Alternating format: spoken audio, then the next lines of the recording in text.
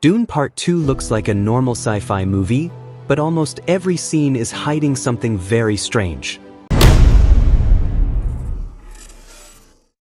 Most people watch Dune Part 2 and automatically see Paul Atreides as the hero of the story, the chosen one who finally rises to defeat his enemies and save the Fremen.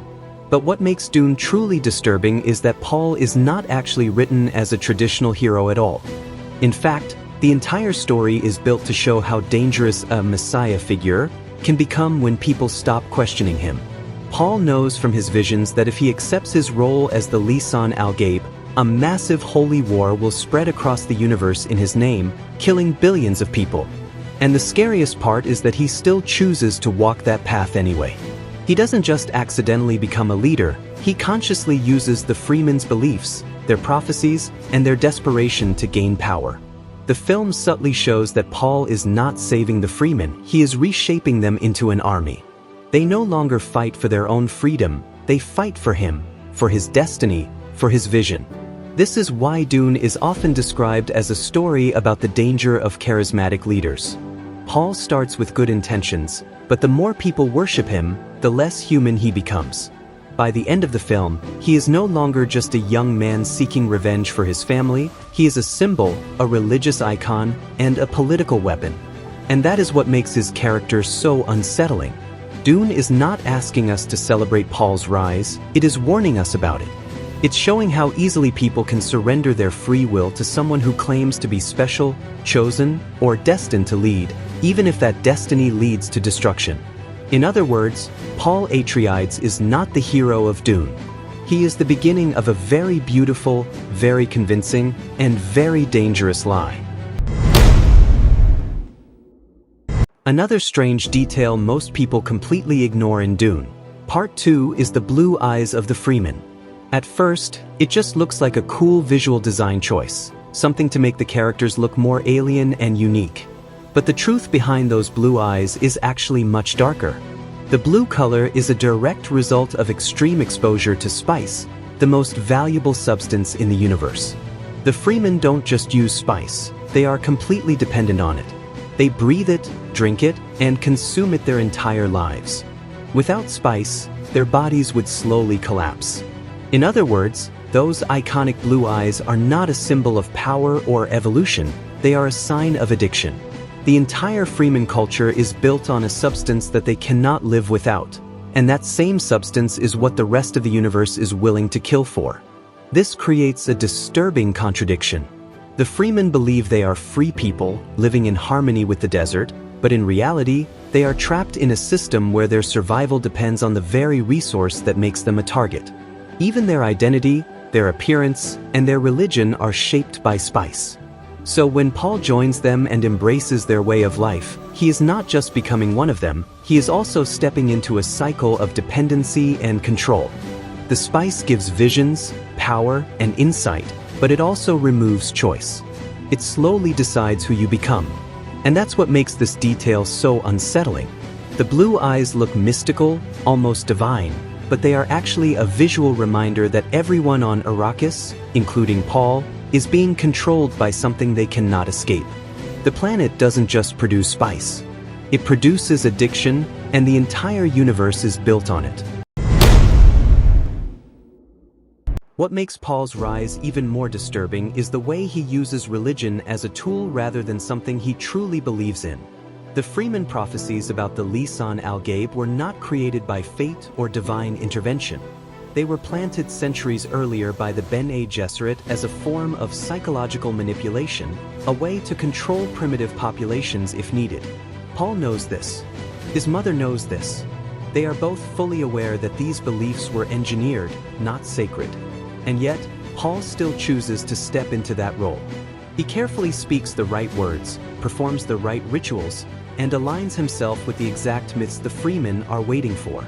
Over time, he stops being just a man and becomes a living symbol of their faith.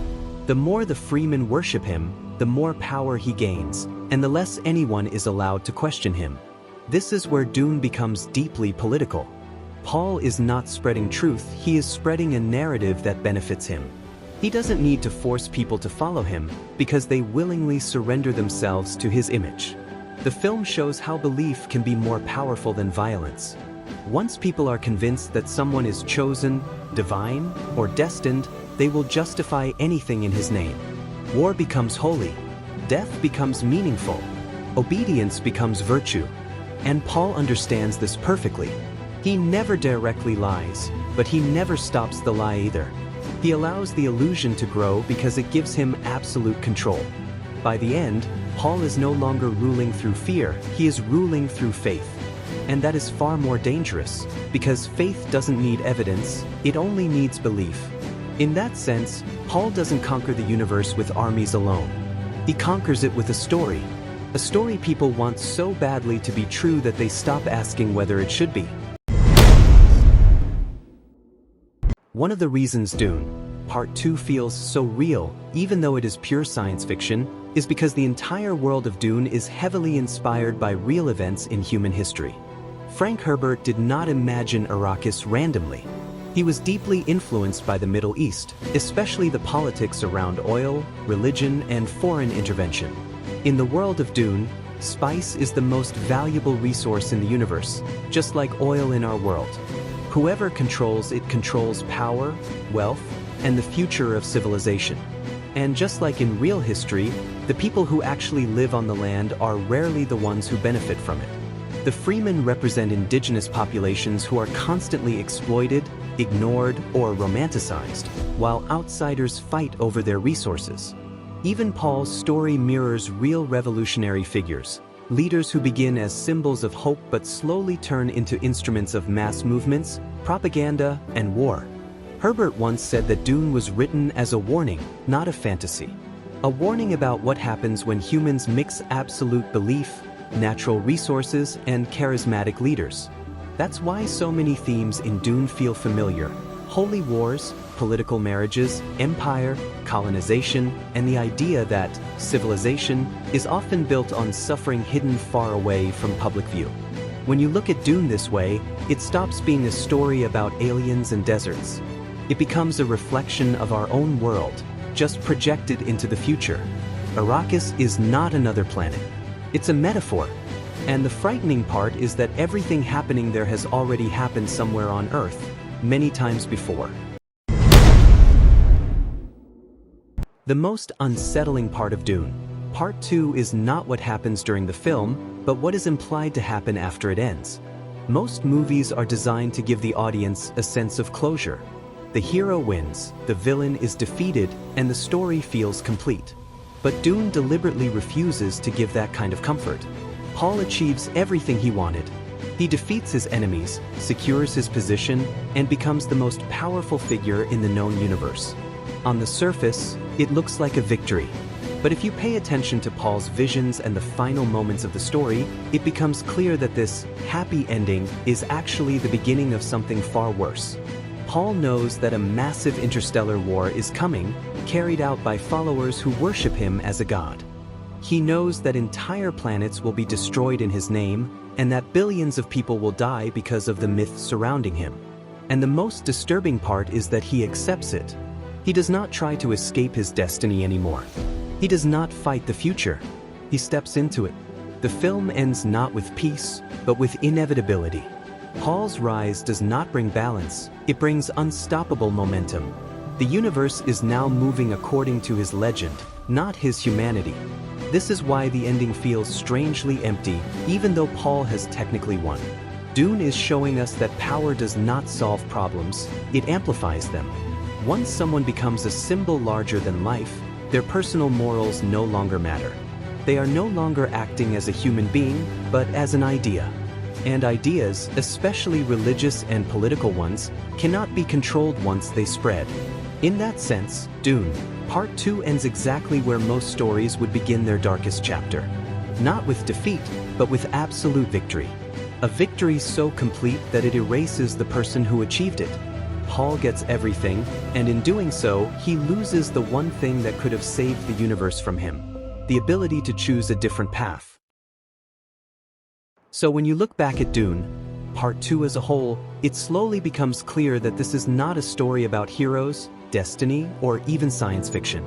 It is a story about how easily humans are drawn to power, symbols, and myths. Every strange detail in the film points to the same idea. People don't follow truth, they follow meaning.